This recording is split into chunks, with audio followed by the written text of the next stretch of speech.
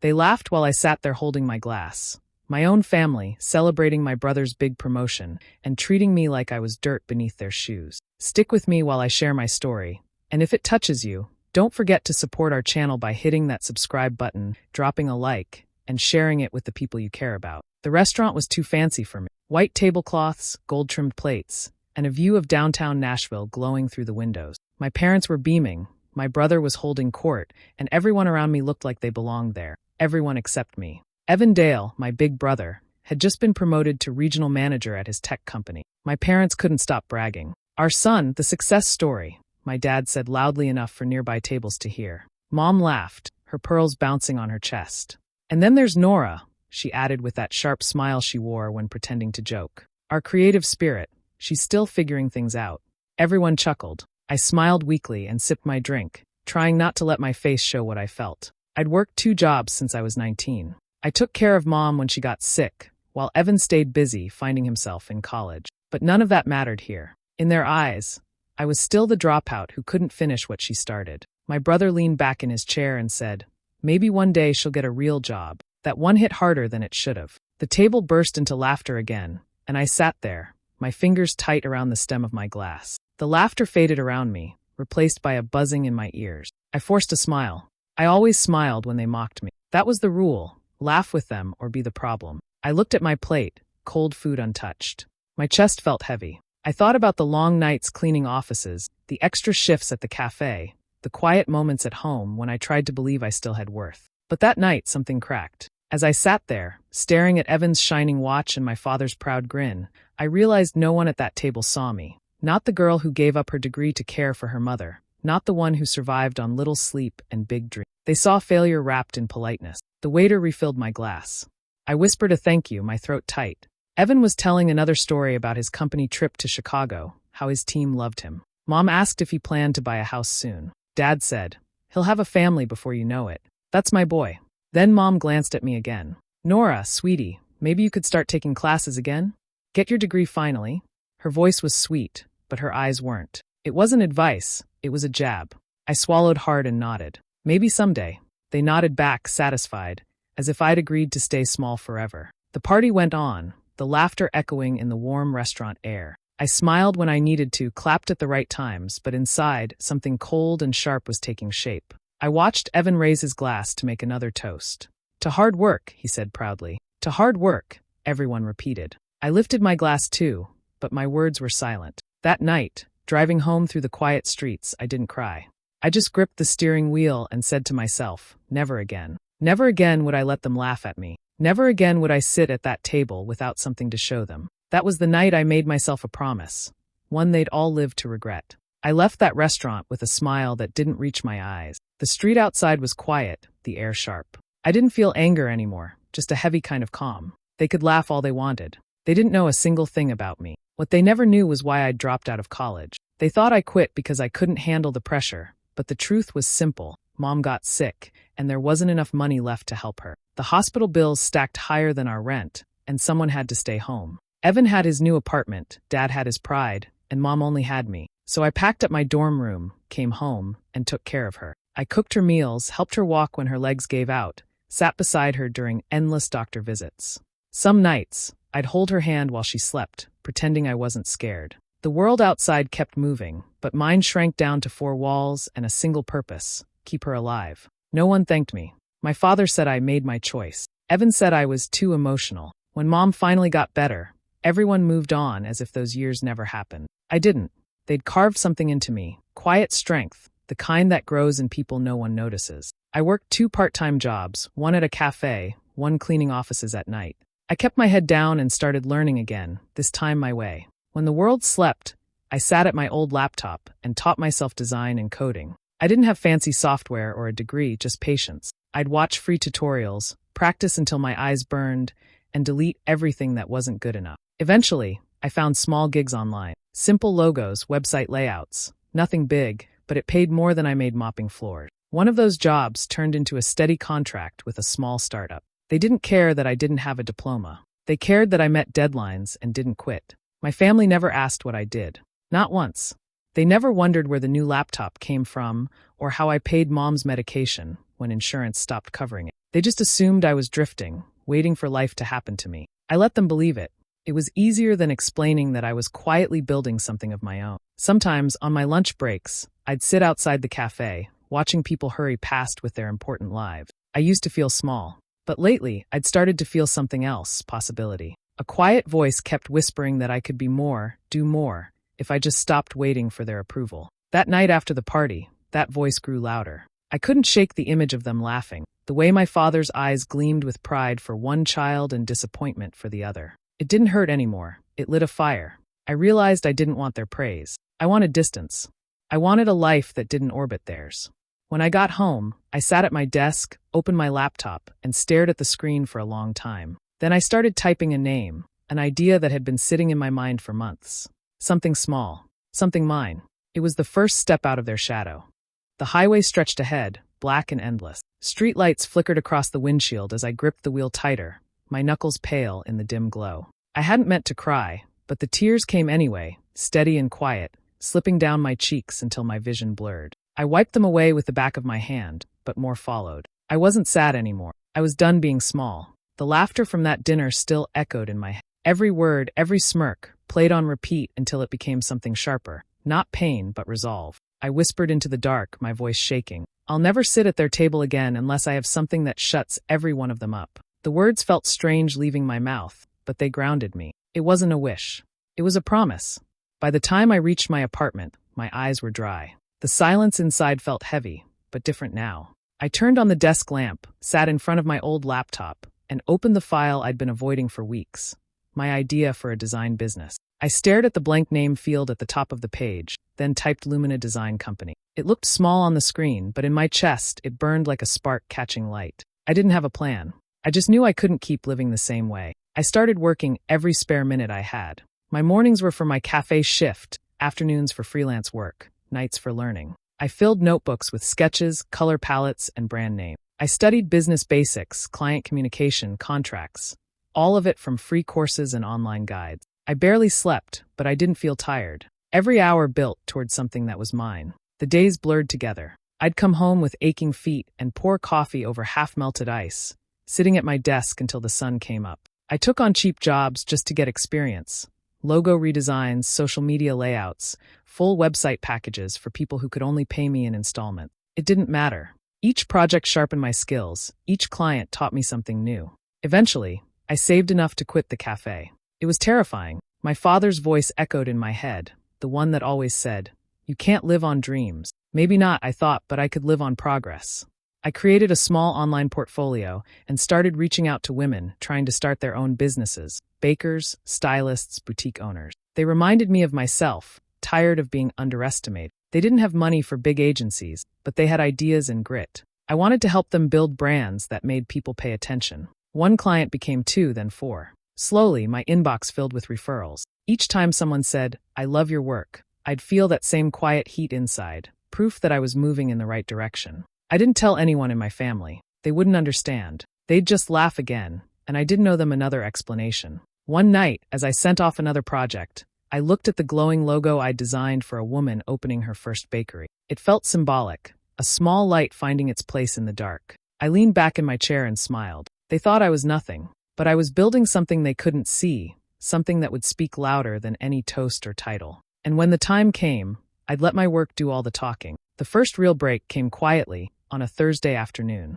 An editor from a small business magazine emailed me, asking if they could feature one of my branding projects in their Women Building Their Own column. I read the message 3 times, unsure it was real. When I finally replied, my hands trembled. They ran the piece 2 weeks later, a short paragraph about Lumina Design Company and how it helped local startups shape their identity. It wasn't a big publication, but it was something, proof that the work mattered. After that, things began to move faster. The women I'd designed for told their friends. New messages filled my inbox every morning. A coffee roaster in Portland wanted a new logo. A florist in Denver needed packaging design. A nutrition coach in Atlanta asked me to build her website from scratch. Each job brought another, like dominoes falling in my favor. I hired help.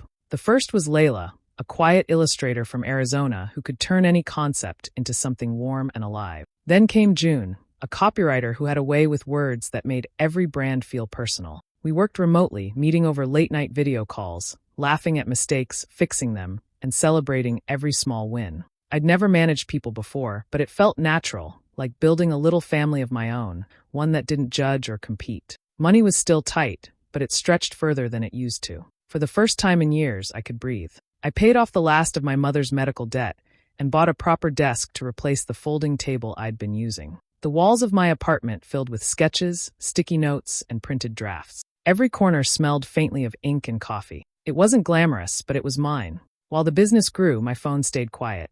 No calls from home. No check-ins. The only messages came from my parents bragging about Evan. His company was expanding. He'd just bought a house. He was being sent overseas for training. "You'd be so proud of your brother," my mother wrote one. I stared at the message for a long time, then turned off my phone and went back to work. I learned not to expect anything from their silence used to sting, but now it gave me space. Space to create, to plan, to think without being drowned out by their voices. I poured everything into Lumina. The late nights didn't bother me, neither did the loneliness. Every new design felt like one more step toward something I could finally stand behind without apology. A few months later, another magazine picked up my work. Then a podcast invited me for an interview about building a creative business from scratch. I didn't tell anyone. I didn't post or brag or send the link to my family. I just saved the recording on my laptop, proof that I was moving forward while they stayed in their circle of shallow praise. The world that had once felt too large for me was slowly making. Clients began to call me the quiet storm, the designer who didn't talk much but always delivered. I liked that. I didn't need to be loud. My results spoke louder than I ever could. Late one night, as I looked over the next week's project list, I thought about how far I'd come since that night at the restaurant. I didn't feel anger anymore, only focus. My family could keep their laughter and their little jokes about success, because soon they wouldn't be laughing at all.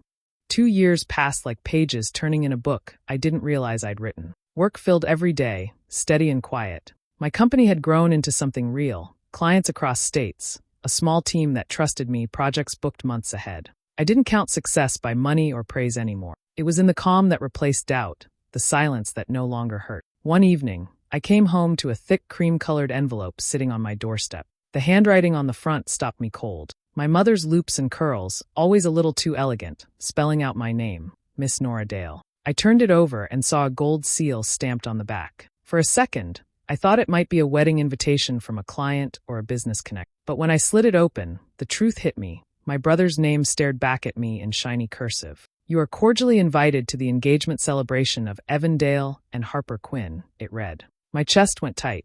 There was even a tiny note at the bottom, written in my mother's handwriting again. "Hope you can make it this time." As if I'd missed something, as if I hadn't been deliberately left out of every family gathering for years. The location was printed in gold, Belhust Vineyard, Franklin, Tennessee. I actually laughed out loud when I saw it. That place had been my parents' favorite example whenever they wanted to remind me of where I didn't belong. "That's where real professionals host their events," my dad once said. "Not for people still figuring life out."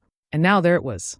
A golden invitation to the exact world they'd said was too far above me. I sat at my kitchen table with the envelope lying open in front of me. My first thought was to toss it straight into the trash. The idea of standing there again, surrounded by their polite smiles and small cruelties, made my stomach twist. I could almost hear their voices, the same laughter, the same questions dressed up as insults.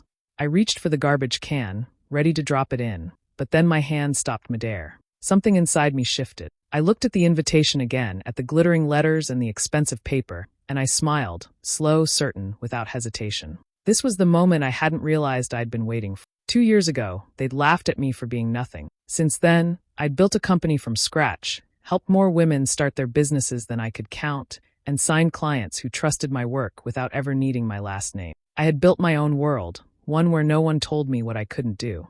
And now they were inviting me back into theirs, as if time had made us equal. I stood up and pinned the invitation to my corkboard above my desk, right next to my first company check and the magazine page that featured my logo. It looked almost out of place among the reminders of everything I'd earned, like a relic from another life. The vineyard's name caught the light under the lamp. I imagined walking through those doors, calm and steady, dressed like the woman I'd become. Not to prove anything, not to beg for approval, just to show them, wordlessly, that I no longer needed a seat at their table. I ran my finger over my name on the envelope one last time. "Yes," I whispered. "I'll go." Not because they deserved me there, but because I wanted to see the look on their faces when they realized what I'd become. The day of the engagement party arrived warm and clear, sunlight spilling across the hills outside Franklin. I stood in front of the mirror, fastening the clasp on a navy dress that fit like it was made for me. My hair, usually tied back for work, fell loose over my shoulders. I slipped on simple earrings, glanced once at my reflection, and smiled. I didn't look like the girl who used to apologize for taking up space. Outside, the rental car waited, black, sleek, and quiet. I ran my hand along its smooth edge before getting in. The engine hummed as I pulled out onto the open road. The vineyard sat just beyond the city, rows of vines stretching beneath the wide Tennessee sky. I could already imagine the chatter, the polished guests, the clinking glasses. I wasn't nervous.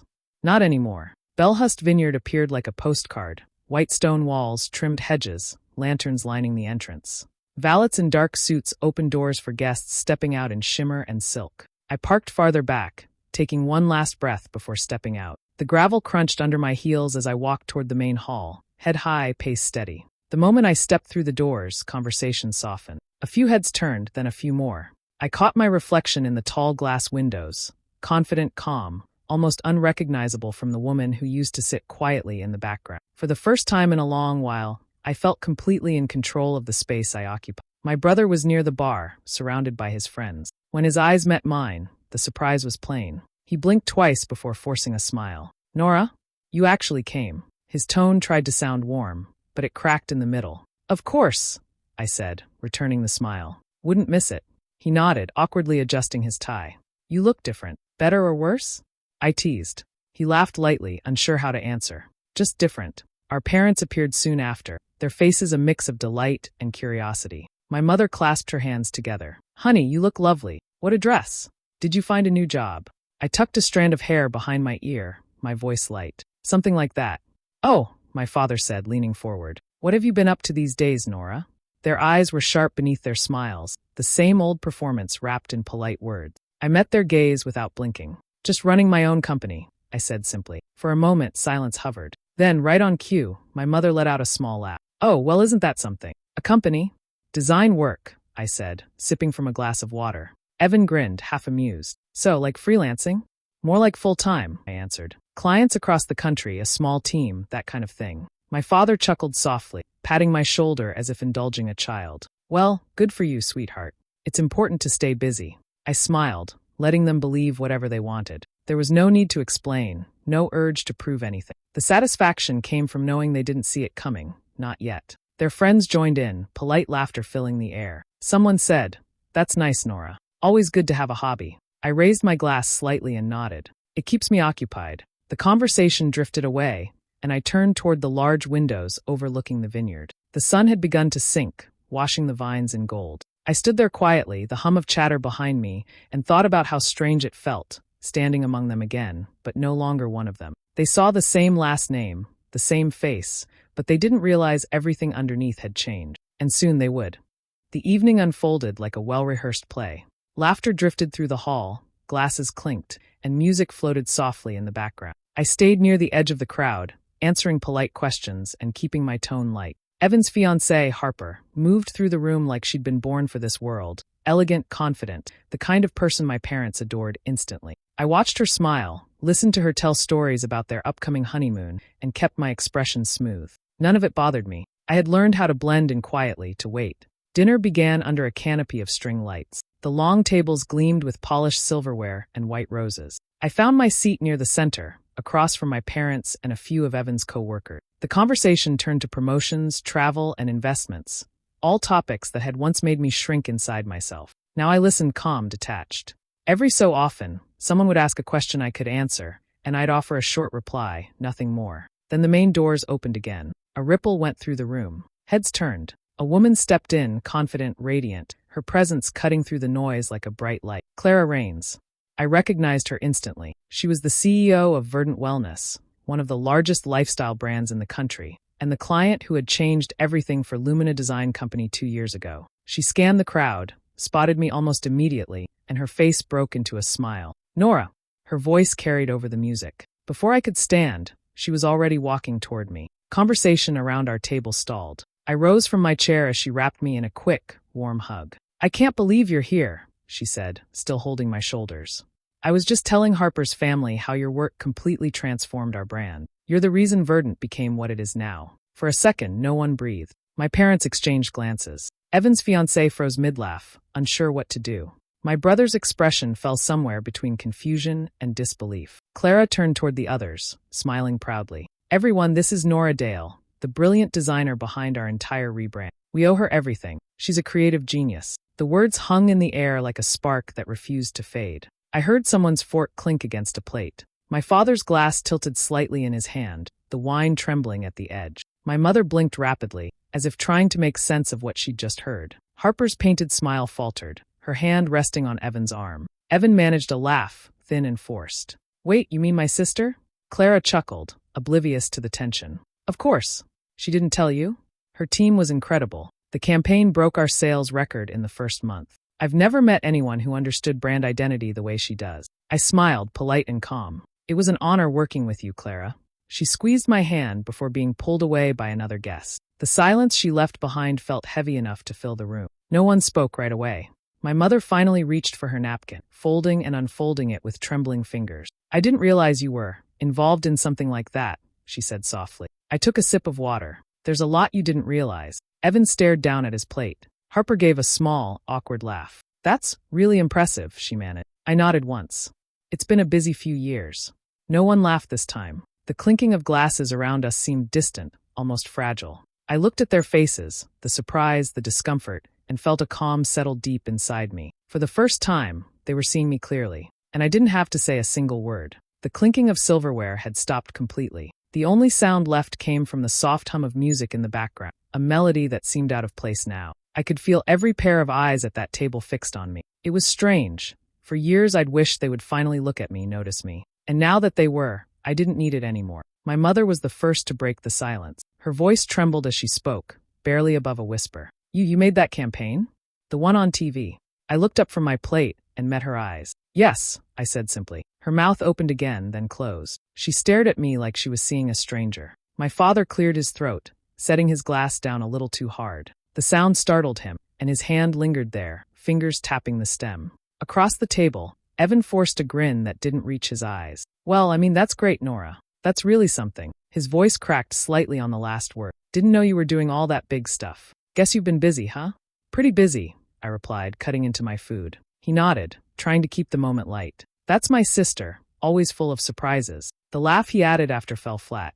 Harper gave him a small, uneasy smile before looking down at her plate. My mother reached for her wine, took a sip, and then another, her hands shaking just enough to make the glass tremble. No one else spoke. It was a strange, beautiful silence. For years, I had sat through their conversations, invisible between their laughter and pride. Now they sat through mine, or rather, through the quiet that came after it. I could feel the heat of the candles on my face, see the flicker of their light dancing over the plates and glasses. I wanted to remember this, not as revenge, but as balance. The scales finally steady. Clara passed by again on her way to another table, offering me a friendly wave. I returned the gesture with a grateful smile. Thank you again, Clara, I said softly. Anytime, Nora. You deserve it, she replied before disappearing into the crowd. I turned back to my family. My father was pretending to study the menu he already knew by heart. My mother kept dabbing at her napkin like there was something to clean. Evan tapped his fork against his plate, too fast, like his thoughts needed somewhere to go. The quiet stretched longer, heavier, until it settled deep into the space between us. But for the first time in my life, I didn't rush to fill it. I let it breathe. I lifted my glass, took a small sip, and set it down again. The food on my plate was cooling, untouched, but I didn't mind. I smiled faintly and continued eating, unbothered by the silence. Inside, something calm spread through me. Not pride, not satisfaction, something gentler. It wasn't revenge I felt sitting there, it was release. All those years of being looked down on, of shrinking smaller just to keep peace, gone. I had nothing left to prove. Across the table, my father glanced at me once more, searching for words, but none came. My mother's lips moved slightly, as if she wanted to say something, then she just exhaled and looked away. I folded my napkin, placed it neatly beside my plate, and smiled again, quiet, certain, untouched. For the first time, they didn't have a single thing to say, and that silence felt louder than all their laughter combined. The crowd had thinned by the time I stepped outside. The air was cool now, carrying the scent of grapes and faint traces of perfume from the guests heading toward their cars. Lights from the vineyard cast long shadows across the path. I had almost reached the parking lot when I heard footsteps behind me. Nora, wait.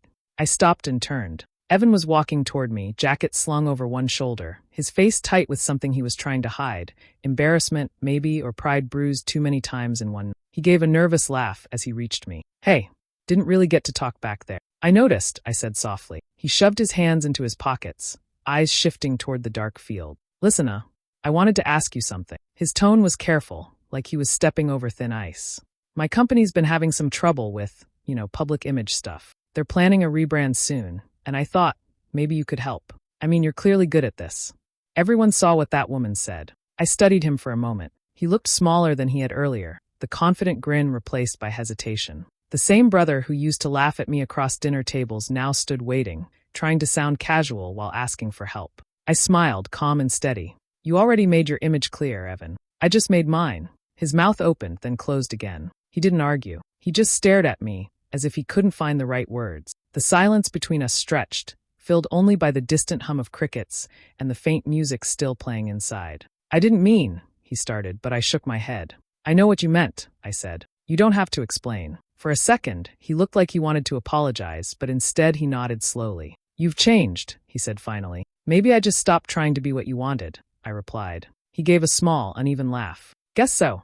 I didn't wait for more. I turned toward the parking lot, my heels crunching against the gravel. Behind me, I heard him sigh, quiet, tired, like the sound of someone realizing too late what they'd lost. My car gleamed under the soft glow of the lot light. I slid into the driver's seat, closed the door, and sat for a moment with my hands resting on the wheel. Through the windshield, I could still see the vineyard lights flickering against the sky. They looked smaller now, distant, like the world I'd once tried so hard to belong to. The engine started with a low rumble. I eased out of the lot and down the winding road that cut through the hills. The night opened wide in front of me, dark, quiet, endless.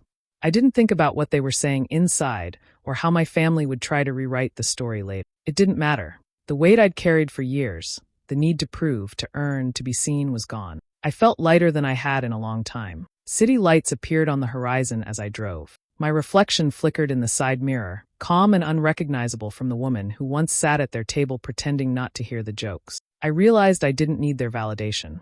I'd already built a life that spoke for itself, something steady, something real. The road curved toward home, and I smiled, eyes on the stretch of highway ahead. Let them keep their vineyard, their parties, their hollow praise. My world was bigger now, and it was finally mine. The seasons shifted quietly, and life moved forward without noise or announcement. The vineyard, the party, the silence at that dinner table, all of it faded into the background of my new rhythm. My days filled with meetings, design briefs, clients who trusted my ideas without question. The world that once felt too small for me had finally widened into something that fit. One morning, my phone buzzed while I was sketching a new logo concept. The number flashing on the screen made me pause. I hadn't seen it in months, my parents' home phone. For a moment, I just stared at it, debating whether to answer. I finally did. Hello.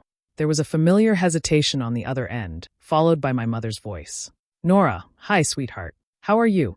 It sounded awkward, almost foreign coming from her. I leaned back in my chair. I'm good, Mom. How about you? We're fine, she said quickly, and then cleared her throat. Listen, your father and I were wondering if you might have a few minutes. A friend of ours, Mr. Hanley, he owns a small chain of home decor stores. He's looking to rebrand, and well, we thought of you. We told him our daughter runs her own design company. Her words stumbled at the end, as if she wasn't sure how to say them. I could almost picture her twisting the phone cord between her fingers like she used to do when she was nervous. That's nice of you, I said, keeping my tone light. Tell him to email the inquiry through my company's site. My assistant will get back to him. There was a pause. Your assistant? She repeated. Yes, I said. She handles new client intake. Another short silence followed, then a soft, oh, of course. My father's voice came faintly in the background, asking something. My mother murmured back to him before saying, We're proud of you, Nora. Truly. I smiled to myself. Thank you, Mom. We said goodbye a moment later, polite and brief. No tension, no apologies, just distance that no longer hurt. When the line went quiet, I set my phone down and looked around the office. It was late afternoon. Sunlight spilled across the floor, hitting the glass wall where the new sign gleamed, Lumina Design Company. The letters caught the light, glowing faintly, just like the name I'd chosen years ago, light born out of the dark. Through the window, I could see my small team working, soft chatter, the clack of keyboards, laughter drifting faintly through the hall. My company, my creation. I walked outside for a moment, standing on the sidewalk and looking up at the sign. Cars passed by, the city alive around me. The glass reflected the sky, pale and endless. They called me uneducated and worthless, I murmured, watching the sunlight shift over the lettering. Turns out, I was just unrecognized. I let the words hang there for a moment, carried by the wind. Then I smiled, quiet, certain, unshakable, and stepped back inside, where my next meeting waited and my life kept growing, far beyond the table that once tried to define me. The glass door closed behind me with a soft click. Fade out calm earned complete. Do you think I made the right choice by walking away from my family, or should I have given them another chance? Let me know in the comments, and don't forget to subscribe and hit the notification bell for more stories like this.